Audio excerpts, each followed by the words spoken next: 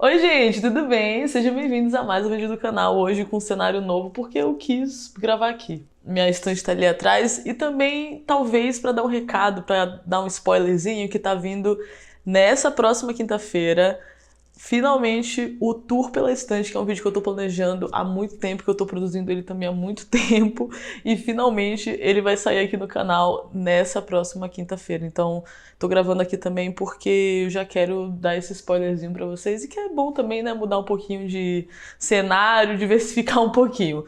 No vídeo de hoje eu vou mostrar pra vocês, a gente vai conversar um pouco sobre as melhores leituras do segundo trimestre, dos meses de abril, maio e junho. Quais foram as minhas leituras que eu considerei melhores, de acordo, né, com a classificação que eu uso, que é uma classificação bastante pessoal. Tenho bastante coisa para falar sobre cada um deles, foram leituras muito interessantes, listas também bastante interessantes. Então, vamos começar o vídeo.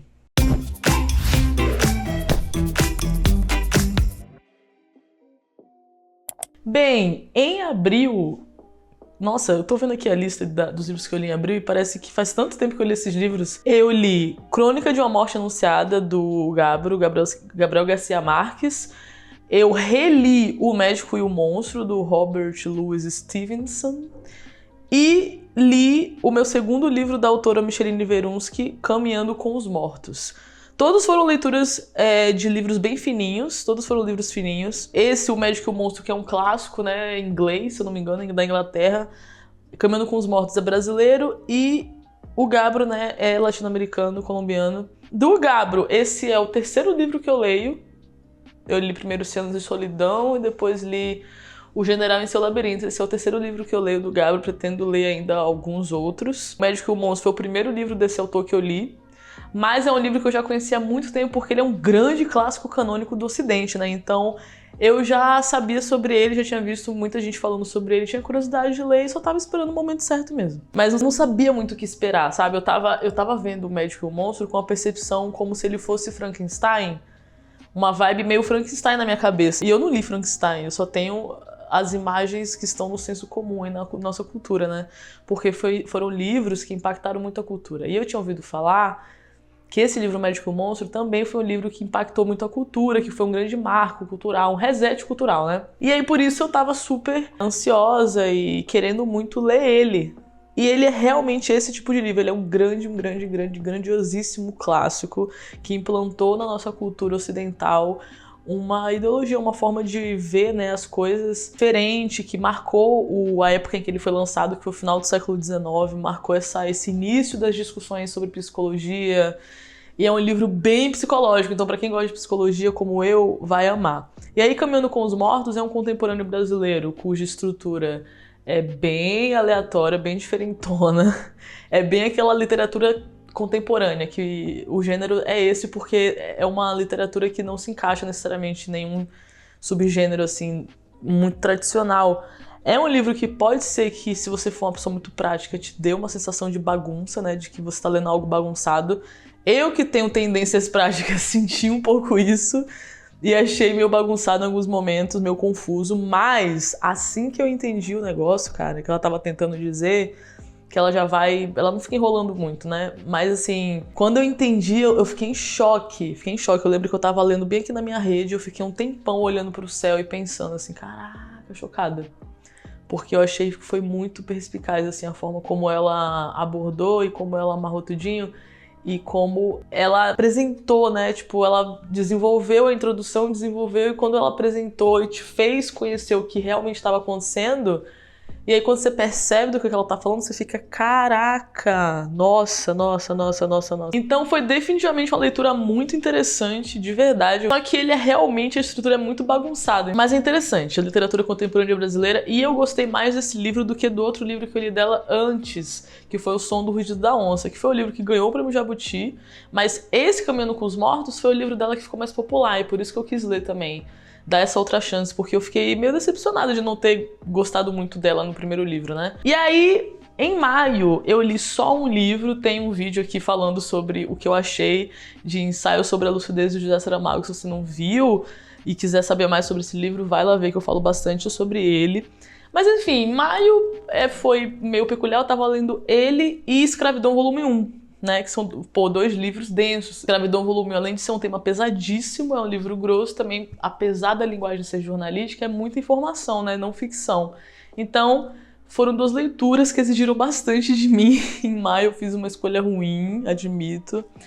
Mas consegui aí ler o do José Saramago, que esse livro, inclusive, é uma continuação de Ensaio sobre a Cegueira, o volume 2, né? Como se fosse o volume 2 de Ensaio sobre a Cegueira. E aí eu tinha lido Ensaio sobre a Cegueira em 2021. Foi um dos primeiros livros que eu li, inclusive, da minha jornada de leitura, foi um dos primeiros. E aí eu li durante a pandemia, fiquei um pouco traumatizada, foi um pouco traumatizante porque tava tudo muito recente, né? Mas enfim, li. E aí eu li agora Ensaio sobre a Lucidez, 3 anos depois. E foi muito diferente a experiência de leitura. Foi muito diferente de Ensaio sobre a Cegueira. Muito, muito, muito. Porque Ensaio sobre a Cegueira é uma vibe bem maximalista. Bem de, tipo assim, muita coisa acontecendo, muitas imagens, muito impactante, muito intenso.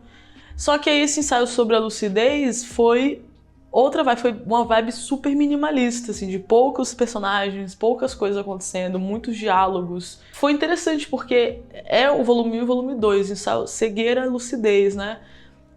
Estar atento, estar desatento. Então, é uma vibe, esses 2 livros, bem dessa discussão das contradições e como ele fala sobre sociedades são distopias, né, sociais. É interessante ele usar essa premissa de ver dessa forma, assim, em relação às contradições, porque é uma coisa bem realista que a gente consegue se identificar bastante. E ele, como jornalista, nesse livro Ensaio sobre a Lucidez, ele fala bastante sobre uma perspectiva de comunicação e do papel da comunicação nessa lucidez coletiva, na promoção de uma lucidez coletiva. E, cara, é muito interessante a forma como ele faz isso, porque é o Saramago, né? O Saramago, ele tem um jeitinho dele ali, muito específico e peculiar, muito original. Por isso que ele é um autor que eu gosto tanto, porque ele é muito original, assim, é uma coisa que você não vê em lugar nenhum, é uma coisa muito dele, muito única dele, uma escrita muito única que por si só é incrível.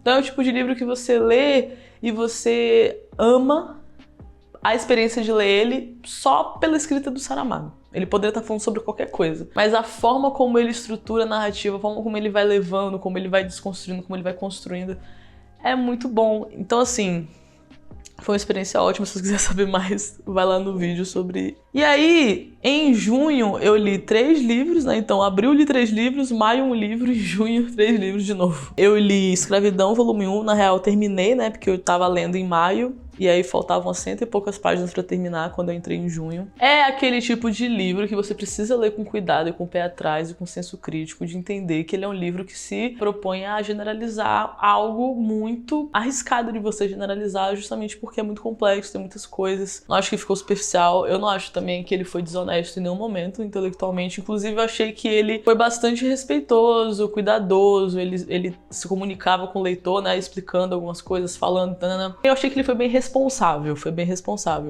Mas é um livro que ele é incompleto por si só, já de primeira, né? Porque ele se propõe a resumir algo que o melhor é que você estude aquilo mais aprofundadamente, mais detalhadamente, especificamente. Porém, eu acho que livros assim são importantes também, eu não acho que eles devem ser descartados.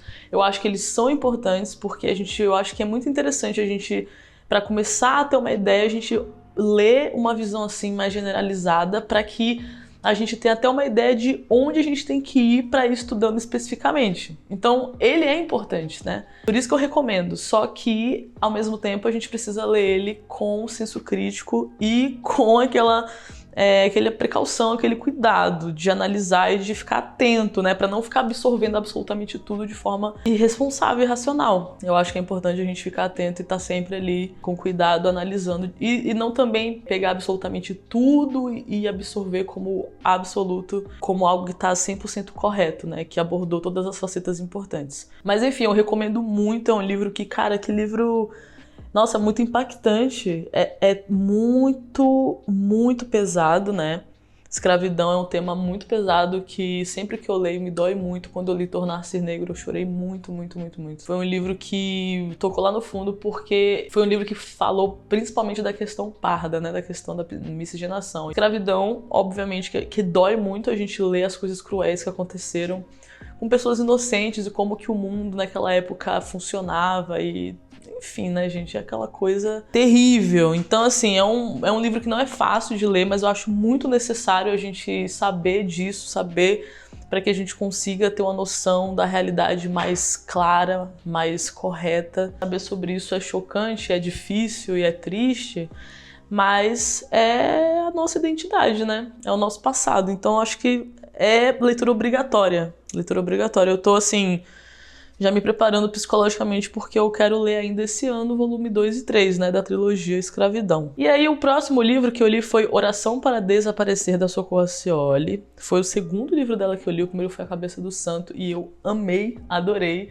Eu achei um livro super refrescante, inclusive eu falo dele no vídeo que eu lancei aqui de 6 fininhos refrescantes, para quem tá com ressaca literária, tá querendo ler um livro leve, né, e gostosinho. E eu achei esse A Cabeça do Santo é um livro muito sólido, um contemporâneo que pra mim já virou um clássico, eu acho. Muito bem escrito, muito interessante mesmo, muito brasileiro. E aí eu fui ler Oração para Desaparecer com bastante expectativa, principalmente porque eu recebi da TEG Curadoria. E 2 livros que eu recebi da TEG Curadoria que eu li ano passado entraram pro meu top 10 do ano. Então eu tava assim, vindo numa sequência de leituras até e curadoria de muita qualidade. E aí eu fui para ler esse livro, gostei, achei que ele é bem escrito, sabe? Aquele livro que tem uma vibe de clássico também, uma vibe bem sólida, assim, de um livro muito bem escrito, que te prende, que traz uma questão histórica muito importante, inclusive, muito pertinente. Nesse livro se inspirou no Saramago, então é muito bom, né, em vários aspectos. Só que eu acho que vai depender de que tipo de pessoa você é, se você vai gostar mais dele ou não, como tudo, né, na real, na vida.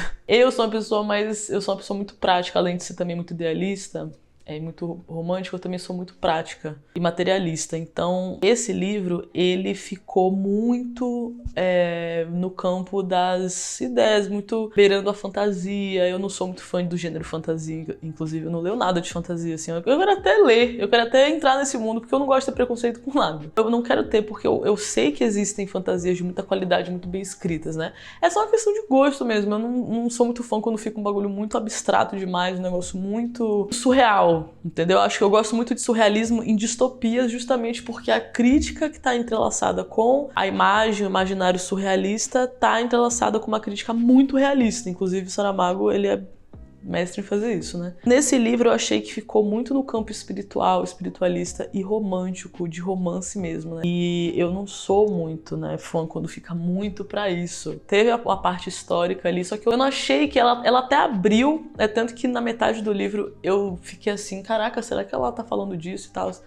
Só que ela abriu muitas pontas, eu senti também que ela depois não arrematou com uma crítica ou não explorou aquele ponto ali que eu achei que ia ser, que ela ia explorar e que tinha mais a ver com essa questão histórica. Mas ela pegou muito no ponto dessa questão espiritual, da questão romântica, né? Bateu muito nesse ponto. Então, não me agradou porque eu sou assim. Mas, se você for uma pessoa mais espiritualista, mais romântica, pode ser que você goste mais. E aí depois eu li O Lugar, da Annie Ernaux, o primeiro livro da Annie Ernaux que eu li.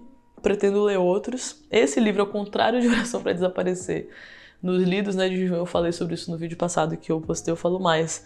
Mas, resumindo, O Lugar foi o contrário da experiência de Oração para Desaparecer, porque foi um livro extremamente prático e aí o meu lado idealista romântico fica sentindo falta de equilíbrio, entendeu? Porque eu sou muito metade-metade nesse aspecto, assim. Eu sempre, inclusive, me senti muito dupla, porque eu tenho 2 lados bem fortes, né? Algumas pessoas têm mais um lado bem mais dominante, bem mais forte do que o outro. Eu sinto que eu sou bastante metade-metade em relação a esses 2 lados. E por isso, nesse livro Lugar, da Annie Ernaux, o meu lado idealista romântico ficou sentindo falta de um negócio assim. Apesar que é uma autobiografia, mas tem uns aspectozinhos bem sutis de ficção, de apresentar as memórias de uma forma um pouco romantizada, um pouco poética, sabe? Só que eu achei bem sutil isso. Então, pra mim não foi o suficiente, mas eu gostei. Eu acho que alguém comentou num vídeo falando que O Lugar achou fraquinho e tal, e que o outro, acho que O Acontecimento dela é um livro mais interessante. E eu realmente ouvi bastante falar desse livro, que é o livro onde ela descreve a experiência dela com o aborto. E aí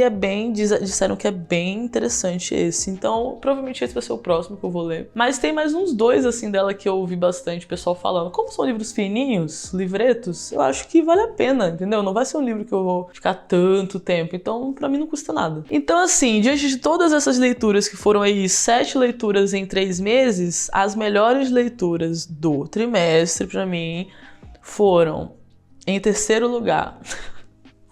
Vamos lá. Crônicas de uma Morte Anunciada, esse livro aqui do Gabro, que, cara, é um livro muito engraçado. É um fininho, passa rápido, a estrutura dele aqui eu achei bem confortável de ler. Ó, tem bastante espaço aqui nessa edição, né? Eu achei bem engraçado. O Gabro geralmente é bem engraçado, né? Nos livros dele, eu acho a escrita dele bastante irônica e engraçada. Mas nesse aqui é muito engraçado. Esse livro parece aquele jogo de tabuleiro detetive. Tem milhares de personagens. Parece que você tá num labirinto textual, assim. Eu me senti no labirinto lendo esse livro. Porque são vários personagens, todos estão entrelaçados de alguma forma. E ele cita esses vários personagens o tempo inteiro com uma rapidez muito grande. Então parece um ping-pong, assim, ó. E você vai lendo e tentando acompanhar. Então é um livro que eu vou querer reler, inclusive. Eu acho que eu vou reler algumas vezes. Então, meio que a leitura... é como se você estivesse jogando um jogo, sabe? É um livrinho, assim, que ele é meio enigmático, que você vai ler várias vezes e vai ver várias coisas. Porque não tem como você detectar tudo de uma primeira leitura, porque é muita informação, a menos que você faça aquela leitura muito devagar e atenta. Eu não vou fazer isso, né? Eu posso reler depois e tá tudo bem. O livro, pelo que eu pesquisei depois, é baseado em uma história real, aparentemente é misturado, né? Como o Gabro é jornalista, e ele já fez isso em outros livros...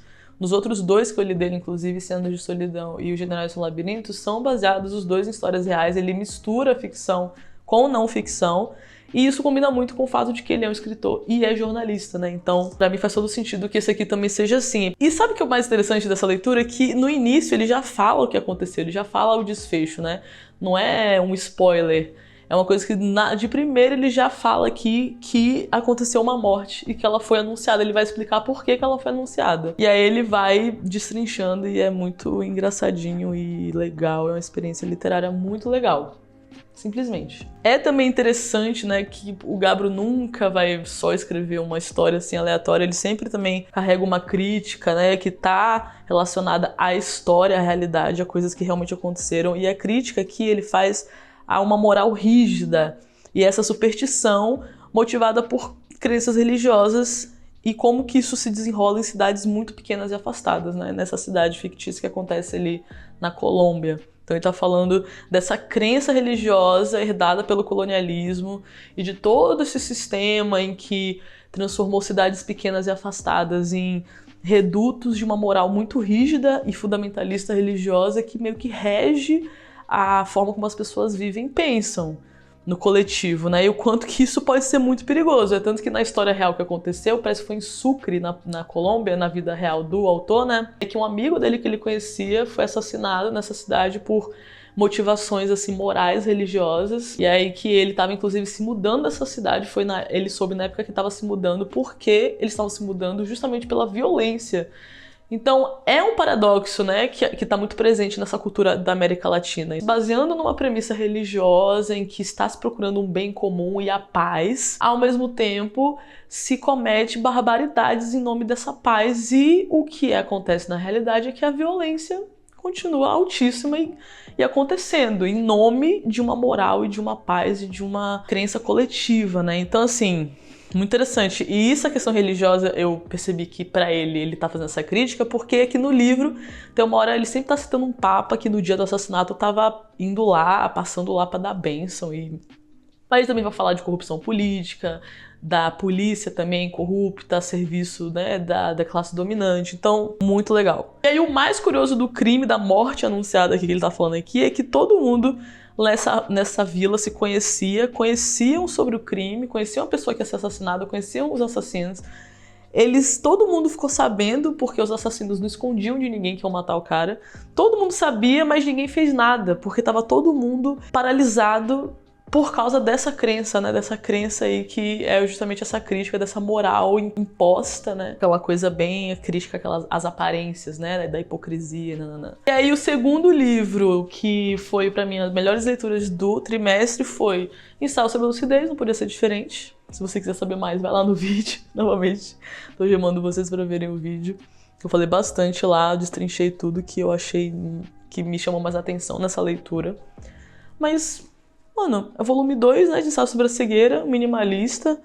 Eu achei que o Saramago aqui profetizou, ainda não só aqui, mas nessa dupla, né, Ensaio sobre a Cegueira e Ensaio sobre a Lucidez, porque ele escreveu em 2004, antes da pandemia acontecer, e antes de tudo que a gente está vivendo agora, e o intervalo entre uma história e outra, dentro do universo aqui, né, dos livros, o intervalo entre uma história e outra, Ensaio sobre a Cegueira e essa aqui, é de 4 anos. E eu tô lendo justamente 4 anos depois da pandemia, que foi a época que eu li o primeiro livro. Eu não planejei nada disso, isso que é o mais impressionante. E eu percebi aqui ele falando justamente dessa realidade. E aconteceu uma pandemia, né, que foi o Ensaio sobre a Cegueira, que atingiu todo mundo, só que lá é muito pior do que o que aconteceu com a gente, né, porque o pessoal ficou cego.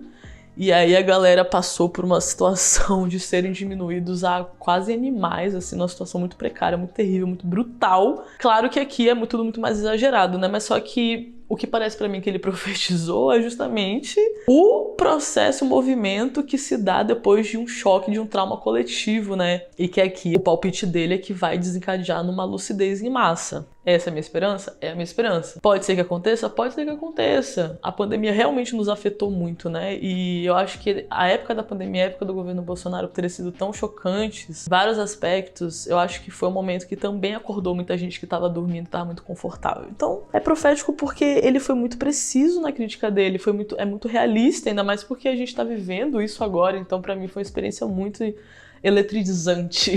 Uma leitura muito socialmente eletrizante ler isso aqui. E porque também o Saramago é extremamente realista, então é muito impactante. E ele vai abordar essa questão da comunicação como força para uma lucidez coletiva, né? Como uma coisa que pode ajudar, que pode influenciar muito nessa lucidez coletiva.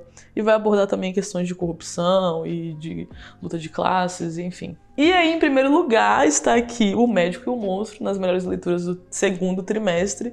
Esse livro que eu reli, né, em abril, eu tinha lido ele em março e quis reler logo depois, porque ele é o tipo daquele livro que fala sobre uma questão macro, uma coisa que aborda muitas outras coisas, que ela é a raiz de muitas outras questões, né, que partem dessa discussão aqui. Foi uma releitura, é um livro atemporal, é uma questão, né, psicológica muito forte, então para quem gosta de psicologia vai gostar muito, vai amar, na verdade, talvez também seja um potencial favorito para você que ama psicologia. Vai abordar essa questão das contradições paradoxais, a questão de luz e sombras, racional e irracional, o médico e o monstro, né?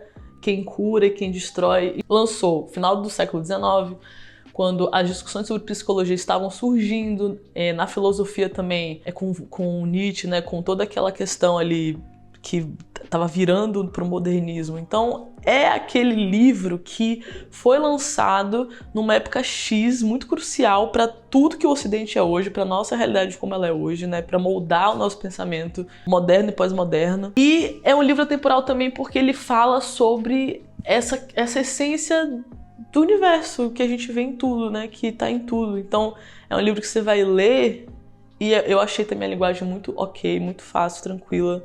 É um livro muito antigo, mas eu acho que ele escreveu para ser uma mensagem que se proliferasse, né? Que as pessoas... Ele tentou ilustrar uma questão muito complexa. Eu amo livros assim. Crime e Castigo também é assim. É um livro que se propõe a ilustrar de uma forma popular uma questão muito abstrata e muito complexa. Uma questão filosófica, né?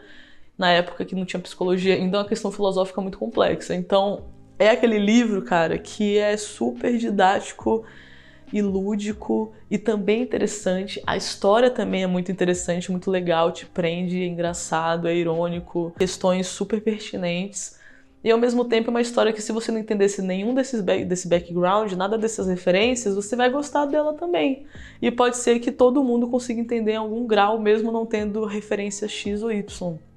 Então achei um livro muito um acontecimento, né? Um livro, um acontecimento. E esse foi o meu livro favorito do segundo trimestre. Foi O Médico e o Monstro, não tinha como ser outro. E aí, pra terminar esse vídeo, eu vou falar aqui as minhas citações favoritas, a citação favorita de cada livro.